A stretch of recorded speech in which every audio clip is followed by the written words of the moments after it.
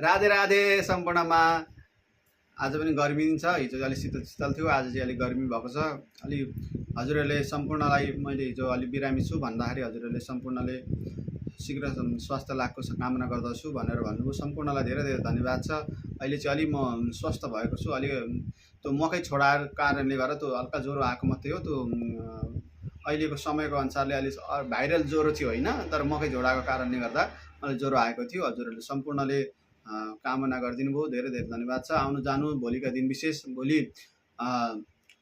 भदौ 7 गते परेको छ आइतबार होइन, सार्वजनिक बिदा। अहिले यो सालदेखि सार्वजनिक बिदा आइतबार पनि हुने गरेको छ र साथमा भोलि श्रावण शुक्ल पक्षको एकादशी तिथि परेको छ। दिनभरि एकादशी छ, राति द्वादशी लाग्ने भएको कारणले एकादशीको व्रत पनि भोलि नै परेको कारणले गर्दा भोलि हजुरहरूले एकादशीको व्रत लिँदा हुन्छ। भोलिको एकादशी हो पुत्रदा एकादशी, यानि पुत्रजा भनेको छोराछोरी सन्ततिहरू कसैको छैनन् भने यो एकादशीको राम्रो व्रत लिँदाखेरि सन्तानहरू राम्रा सन्तानहरू हुन्छन् भन्ने मान्य छ। हजुरहरूले पनि अवश्य लिनु होला। हस्त राधे राधे।